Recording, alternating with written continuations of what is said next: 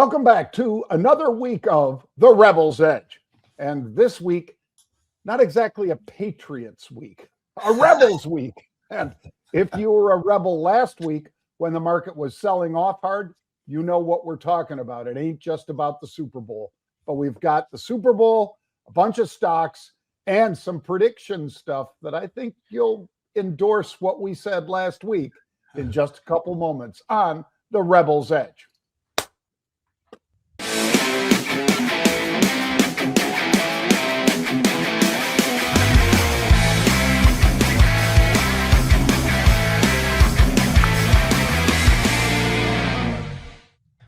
And just like that, the season is over. And you know what? Thank fuck.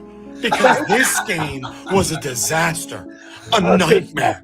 Super Bowl parties turned into graduation parties. People couldn't wait to get the hell out of the door. If you knocked me out and told me this was week 4 on Amazon Prime, I would have believed you. You know it's bad when the best play of the game actually gets called back for the one guy everyone needed to score and the one play that could have given everyone the over. This game, I mean, did anyone have fun tonight? I mean, congratulations to the Seattle Seahawks. But I don't know if the Patriots are ever going to beat the allegations of the cupcake schedule, of who they played to get to the Super Bowl. I don't know if they are ever going to financially recover from this fucking game. Here's a player prop for you. Your grandpa to be asleep by the fourth quarter. Look at the big This game just felt like there was never a pulse. Shit, Bad Bunny had more yards from scrimmage than the Pats offense in the first half. Hell, we were a bagel away from a kicker being Super Bowl MVP. And you know who could probably use a few bagels? How about Will Campbell? After the shit we saw tonight. I mean, JSN didn't even need cleats tonight. And you know what? Good night to Vikings fans. Don't worry. You got 9 now. And again, congratulations to the Seattle Seahawks on winning Super Bowl 60. But I mean, this game was ass cheeks. And that's a bitter pill right there, John. Well, I guarantee there's some people in the Pacific Northwest that would take exception with that. And a lot of us that had Seattle would take exception with that because they were, as Pete would say, they were who we thought they were. They made the Legion of Boom look soft. The Legion of Boom did look soft compared to this defense. Yeah. I mean, holy shnikes, Pete. This was an old-fashioned butt kicking, and that was with a 4-man rush most of the time. But every once in a while, they'd bring the safety from the other end zone. The safety would just be running at the line of scrimmage, and he timed it perfectly. I mean, I know we'll get a chance to talk sports, and I look forward to it, and we did just a little bit right now. But we'll talk a lot more sports when we get to Pete's Red Zone. But let's dive in, Pete, to a little macro, shall we? Last week, Tuesday, Wednesday, Thursday, when people were just bitching about the market and everything else, I would put up Charlie Munger's quote, Pete, that was, if you can't stomach the drawdowns, you're never going to get outperformance. Mm-hmm. What happens on Friday? Boom! You know, everything. Boom! To the upside. Took it all back, hit 50,000 for the Dow Jones. What did you think as that was happening, Pete? Yeah, the fact that we were up 1,200 points on the Dow is quite a thing, right?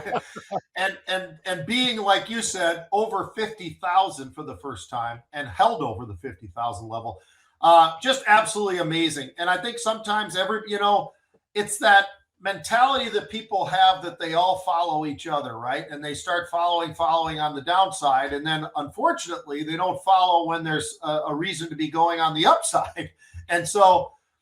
There was a little bit of a break from this whole AI disruption talk and everything that goes along with that. And suddenly, with that relief, the markets go up, up, up, up, and you start seeing gold participate and silver participate and all the, the participation of everything. Bitcoin even crypto, I was going to say, even crypto. So, for a while anyway, we got a pretty nice move to the upside. And it's interesting to see, John, because as we look at today, what's happening? Well, we start off very soft. It looks like we're going to give back whatever. And the next thing you know, now we're all in the green. So the Dow's up 20, which is not much, I know, but after 1,200, I'd say it's a good number. And the NASDAQ's up 150 or more. So, yeah, I would say that that there's still some buyers out there that are pretty interested in what's going on, despite how big Friday really was. Yeah, there are. And again, if you can't stomach those drawdowns, and or if you're one of the people that after 3 massive down days, you decide, yeah, I'm going to be a short seller now. I understand how this works. I guarantee a lot of the people that got caught short weren't the professional short sellers, Pete, because a lot of them used their discipline and took some profits and looked at various support and resistance numbers and said, you know what? I'm at least going to lighten up if I don't get flat on my short, and I can always reload. Well, if you reloaded Friday, at least you got a better entry point than being a short against a 1,200 point rally in the Dow. Yep. But let's talk about the VIX, because of course, when the VIX popped up over 22, Pete, and was just zooming to the upside on fear and loathing and all the rest, we came back down pretty quick. Yeah, John, we've come up to the conclusion now that these moves, until that changes, 2 days, a maximum of 2 days over 20, and then once you got past that, boom, boom, boom, you get into the 18s, and now where are we today? 17 and a quarter. So yeah, sustainability, and we've been saying that for a long, long time. It's one thing to say, okay, yeah, the VIX did this, but is it sustainable for the VIX to hold up there? And we're learning more and more that no, at least not yet. It's up there for a day sometimes, 2 days sometimes, but past that, it's really, really difficult to see the VIX actually kind of holding on to anything north of 20, John. So yeah, the pullback is in place. I'm looking at it right now, and I see 1712 for the VIX. So yeah, it has pulled pretty much all the way back into that same range that we've talked about, 16 and a half to 17 and a half. So we'll see how this whole thing plays out, but it's played out pretty much as scripted. So I don't think this should be shocking for people. Yep, I agree. It was one of those situations, Pete, where when you get up quickly in the VIX, it drops even faster. And, do we always call it perfectly? Perhaps not, but I think we're pretty damn accurate about how often that you've said, hey, the VIX is unsustainable at this level unless we start seeing 2% moves a day, and then boom, it comes down so fast. Well, speaking of sustainable and so forth, Pete, what about the bets that we're pouring in for prediction exchanges like Kalshi and like Polymarket? That's Polymarket there on the screen, folks. And the reason I highlighted part of it was there's, an awful lot, $55-60 million. That's more than an opinion. And you've got it that big. And it was 69% all week last week, 66, 68, 70, 69%, basically hanging around 69% chance for the Seattle Seahawks to do what they did. And, without breaking my arm, patting ourselves on the back, Pete, I think we both were pretty certain that Seattle had the defense that, as good as Mike Vrabel's team is, and they are good, and that defense he put together, Pete, Darnold didn't have hardly anybody open ever. Right. He didn't throw into 3 coverage unfortunately, like Drake May had to, because whoever set up the defense for Seattle, it's not just that 4-man rush with the occasional blitz, that comes out of it, but they knew the tendencies, because how else do you get 3 guys multiple times, 3 guys on that receiver? I don't know if I've ever seen that before, Pete. No, and 6 sacks on the quarterback. I mean, they were coming from every direction. And here's the thing, and I know we'll get into that more with sports too, but John, I'm sitting there watching it going, are they ever going to adjust? Are they going to keep that poor tackle out there who's getting beat? Let's be honest. He's first-round draft pick. You expect more than that. But most of the year, he did pretty damn good. But they needed a tight end to chip. They needed a running back to come out there and give a little bit of help. Never, not once did they help the guy. They just kept on lining up the same way and letting that defense. And let's be honest, that defensive line for Seattle probably is as good as any that we know of, right? I mean, are they the best? I don't know. I can't make that decision, but I can tell you this, they're pretty damn close. They're right there because they've got size, they've got speed, they've got great linebackers who can run, and you know what? They've got some safeties that like getting into the mix too. So that defense, what do they call themselves? Dark out or something like that. Yeah. And they lived up to it, man. They did it. They did the right thing. And the problem with Vrabel's offense was they were not doing the right thing. All they needed to do was give that guy help. Give Will help, but they didn't give him any help at all. And if you go back and watch any of it, you'll see he's all by himself on an island with these guys that are freak show athletes that are coming around him, and he wasn't able to do it alone. Help him. That's what a good coach does. They say, all right, we're going to chip with the fullback and we're going to chip with the tight end and we're going to get this stopped and we're going to help this guy out. And yeah, we're going to lose one guy for that particular play, but big deal. It gives him a chance back there. Drake May was getting hit. I mean, it was like a murder scene practically, the way those guys were coming after him. It was brutal, John. It was everything but the chalk outline, Pete. Yeah. I mean, it was a murder scene. And you're right.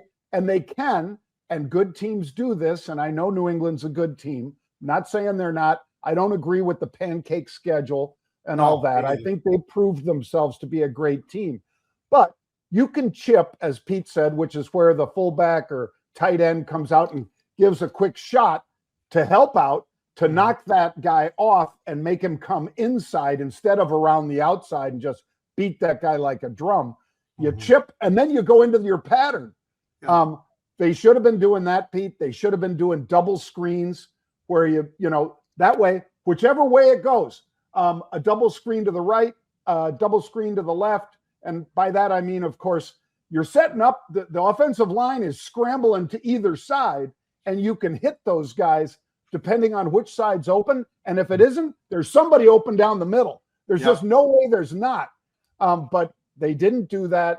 Vrabel's a great coach, but I think he needs to examine a little more about who his offensive his O-line coach and his offensive coordinator need to wake up. I mean, they did a great job all season. They really did. But once they got in the playoffs, John, they started to lose who they were. And, you know, last week you and I were actually talking about that, the fact that, shoot, all of a sudden you get into the playoffs and the quarterback is not the same quarterback that he's been. He's all of a sudden throwing some interceptions. He's getting sacks. He's getting all of that. And I'll tell you what, that was their prep, and they didn't learn a damn thing from it because they went there to the Super Bowl and did the same thing they did in the couple of playoff games that they played in, and they needed to help out the offensive line. They didn't do it. Yep, and Pete was saying that last week, folks. He said coming into the playoffs, New England was giving up 2 sacks a game, and it went to 5 in the playoff games, and obviously 6 last night. You also said, Pete, that when that's happening, you've got one of 3 things going on. Drake May, you know, is choking, and I don't think that was the case. The offensive line is not holding them, and that was the case. Or the receivers aren't looking quick enough, and they can't get to an open spot on the field. And the only one that didn't happen was Drake May didn't choke. Drake May didn't get a chance. Right. I mean, holy crap. And had he not had that pick strip or whatever you want to call it, Pete, because they ended up calling it an interception. That's what they posted it as. And I'm, you know, to me, it looked more like a fumble than an interception, but oh well.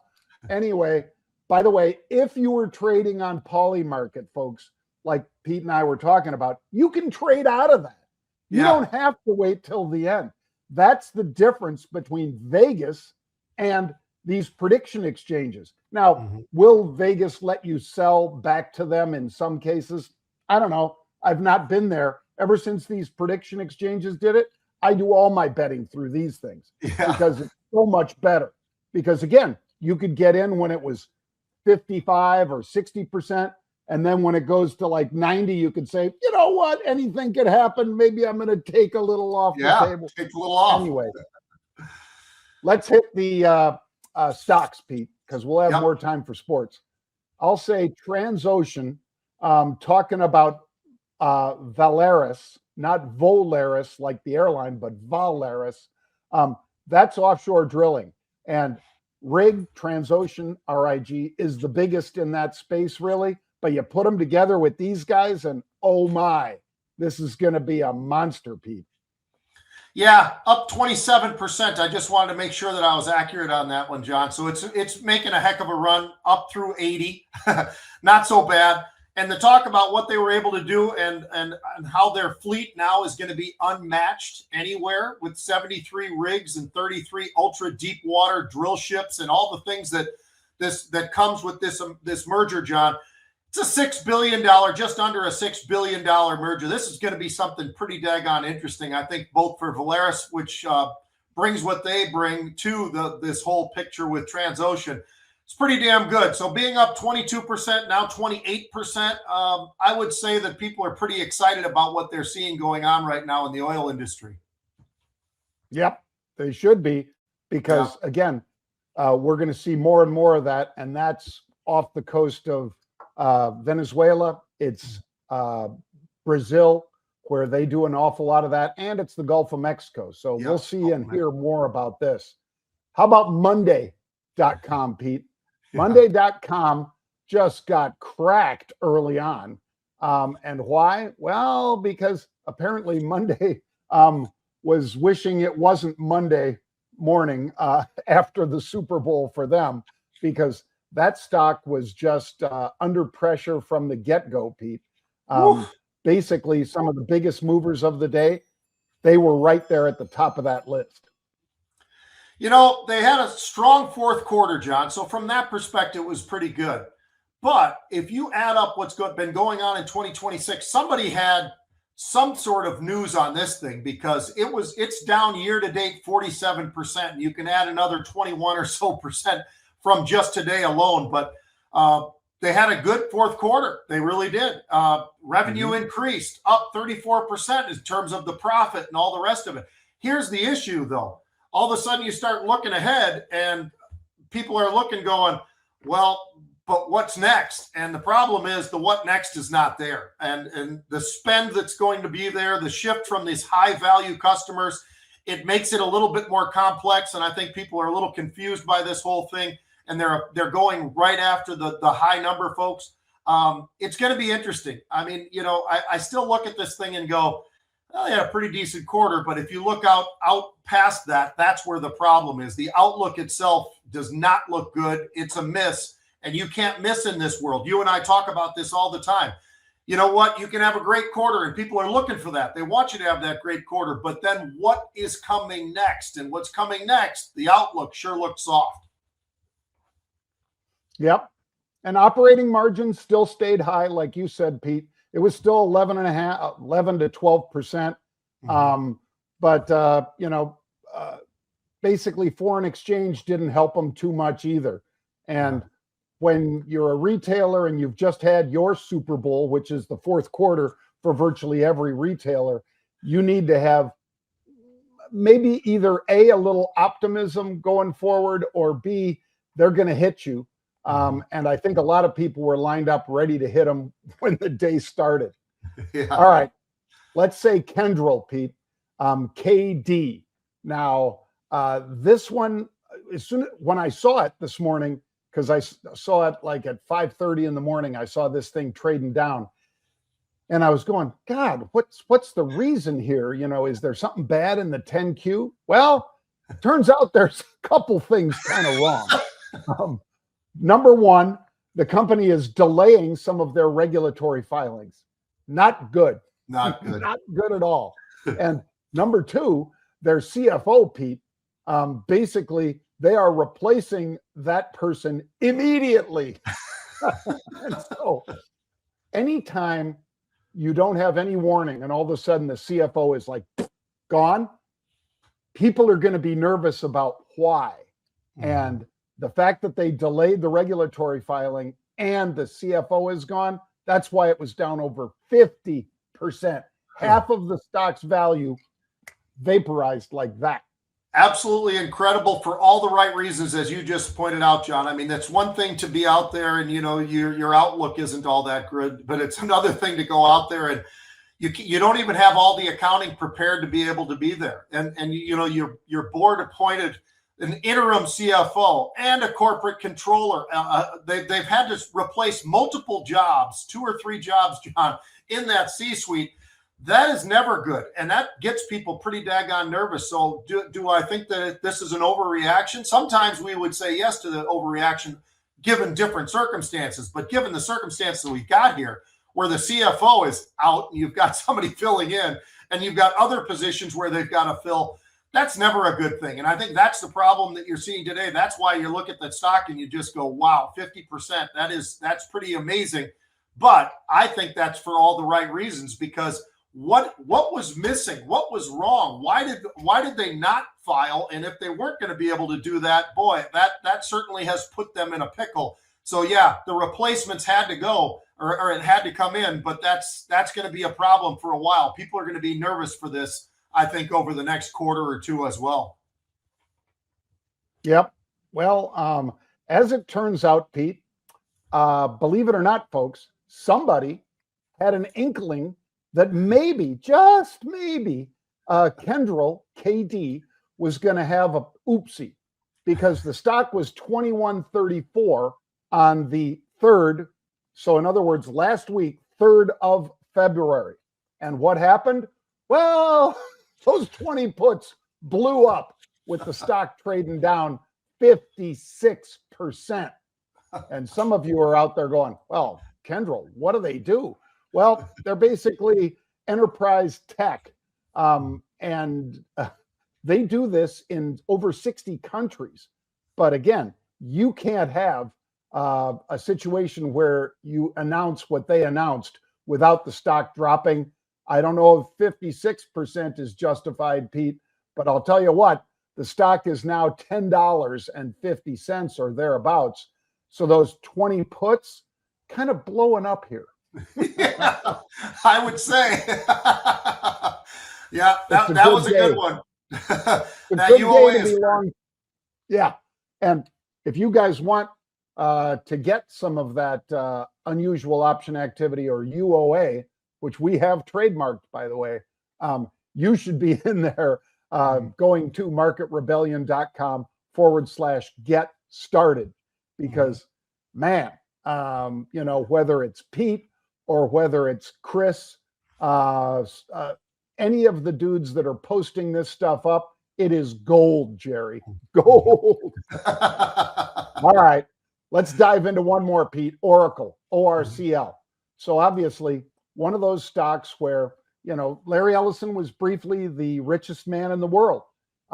When in August last year, they announced their backlog was much, much bigger than anybody thought. And in this case, in a good way. In other words, people wanted so much more than Oracle had already provided that obviously the guidance went from lower left to upper right. Very positive. Today, Oracle is out there still, and a number of people are trying to figure out, okay, is it really still as bullish as we thought? Well, anytime one of the biggest companies on earth is up double digits, 10%, it's a big deal. Their cloud infrastructure, Pete, they're killing it. The demand is still way high, and that backlog is still longer than Sam Darnold's record of 14-win seasons. Not bad. Yeah, and a lot of people are pretty excited about AI in this case with healthcare, John, and how that's making the clinics and everything so much more efficient. And they've got absolute proof, and they're putting it out there. Immediate payoffs to what's happening with the Oracle cloud infrastructure. I mean, this is a really, really great news that Oracle's being able to put out there. Enhances the productivity of healthcare. Those are all things that we all want, of course. Anybody who's ever been in a hospital understands all of this. and the ability that they're going to be able to work on things rather than in minutes, in seconds, because of the fact of how AI and this infrastructure of the cloud and everything else is coming in. So this is a very, very positive thing that's coming in here. I'm amazed, when you look at Oracle, John, and you look where it was at its highs, like you mentioned, he became one of the richest men in the world. It's pretty amazing just what has transpired. And 345 was the high. Here we are trading at 158. So I think that there might be more room under any circumstances of really good news. This is really good news, but I don't think this is the end of it either. I'm still a big believer. I don't think AI is done, like so many people have talked about and everything else. And because of that, I think that Oracle probably sits in a pretty good position still. So will they get to 345 anytime soon? Probably not. But this is a stock that's sitting at about 158 or thereabouts, John, that we've seen some unusual even as recently as today in here. And it's pretty interesting to see some of the buyers that are above. Not crazy, but above where it is right now. So I tend to lean pretty bullish on this one still. No, I don't blame you. I don't even think I wait for dips on this one, Pete. I think it's that strong. I think what they're doing is that big that, you've already had your dip. Like Pete said, you've had nearly a 200-point dip, Pete? I mean, yeah. I know it's not 200 points, folks, but it's a lot. And I think you might not get a better entry point than where we're at for Oracle. That's just, one person's opinion, but I like the stock a lot right here. Yep. All right, Pete, let's dive into a little sports, shall we? I know we have another interesting another interesting video for everybody. And it's one of our favorite kids. This kid just does a phenomenal job. And I'll let you guys look and listen as we react.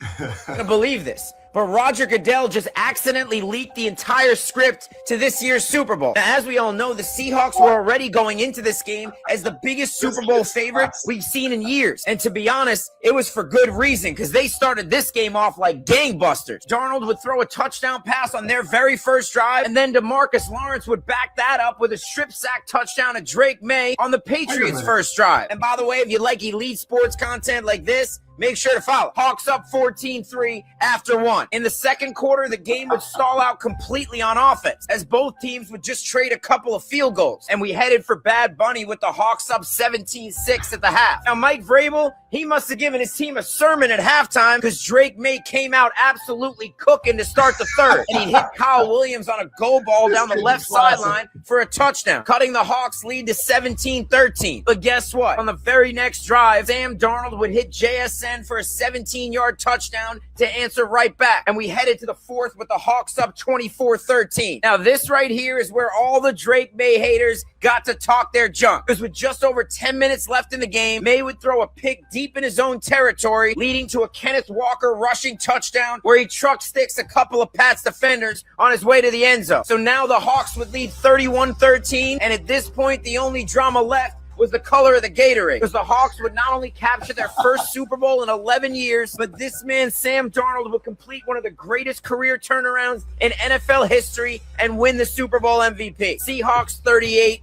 Patriots 20. You're not going to believe. Wait a minute. Well, so he didn't exactly get that right, but he was on the right path there, Pete. He was on the right path. What he didn't understand was New England does have a pretty damn good defense, and Seattle has a shutdown defense. So, yeah, some people called it boring. I get it. Not everybody likes to see that kind of play. They want to see scoring. That's what the NFL is all about. They do everything they can to make sure that they get as much scoring as they can, right? I mean, a guy can't even touch somebody and they call a flag comes flying out or whatever. That being said, that defense was so damn good, John. It was unbelievable. The way they suffocated them in the first half. But let's be honest. It's not like they were running away with the game either, because they were getting stopped. They were having to get in a position to get forced to kick those field goals and everything. But that Seahawk offense and what Kenneth Walker looked like in that, and you and I were talking off air on this one, but that guy's special. The patience that guy has as a running back, and he did it at Michigan State too, just like he does here. it's almost Barry Sanders-ish, where he comes running up to the line, literally pauses, and then does these side steps and then bolts. It's unbelievable. That was one thing I thought that they did a really good job with NBC yesterday, was giving everybody an opportunity to see how he actually reacts and how he runs and how the hole might not be there when he gets there. And then all of a sudden it's there and he's up there, and next thing you know, he's 5 yards downfield. I mean, that guy, and you know what? That Charbonnet kid from UCLA that they've got, he had over 700 yards. He's hurt. He's not out there.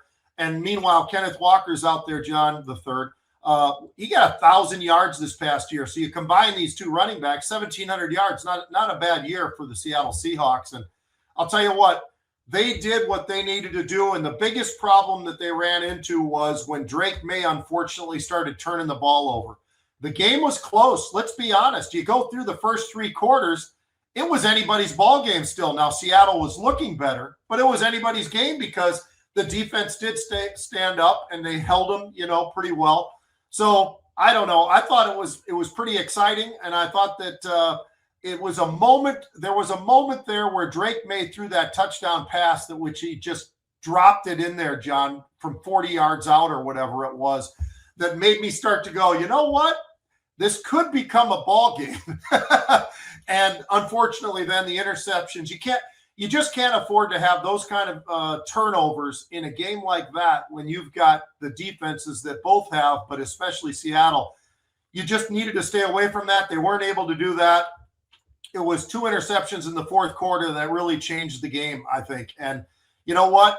Both of them were doing a great job, though. Seattle was running the ball, and they had a lot of success. That running back, Kenneth Walker III, was unreal. And on the other side, they couldn't run the ball, but they could throw it a little bit here and there. Not a lot, because he was getting beat up back there, but he ended up passing for a pretty decent number of yards, Drake May did. So I thought it was actually a pretty entertaining game, regardless of what a lot of people were saying. And I get it, though. People don't like to see that defense really stepping up the way they did. But for you and I, John, as linebackers, it's fun as hell to watch these guys just have a commanding force and just beat up somebody across from them. And that's what Seattle was doing. Yeah, they were. And, somebody, I was at the dentist this morning, Pete, and somebody said, well, yeah, but it was kind of boring. And I said, I get it, but not for me. It was great. Because, again, Darnold drives them down 3 times into the red zone, and they come away with 9 points, not 21, not 17, 9 points. And that kept New England in the game. Yep. And it wasn't until things started to break a little in the second half that all of a sudden you saw, Darnold have more success. And Walker, you're exactly right, Pete. His stutter step and then his next 3 steps, the kid gets up to full speed so fast. Yep. And that's why the coach of Seattle, I think, when he was at Michigan and this kid ran roughshod over his Michigan defense that day, I think that's why he's so happy to have this kid, who's, by the way, finished his rookie contract. So he's going to get paid, Pete. He's going to get paid, and he deserves it because he is that good.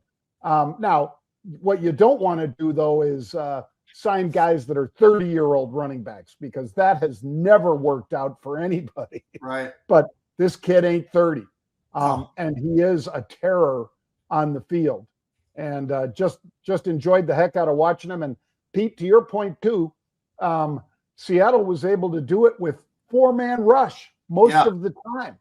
Yeah. And New England had no answer, just no answer. And that was a problem. Yeah.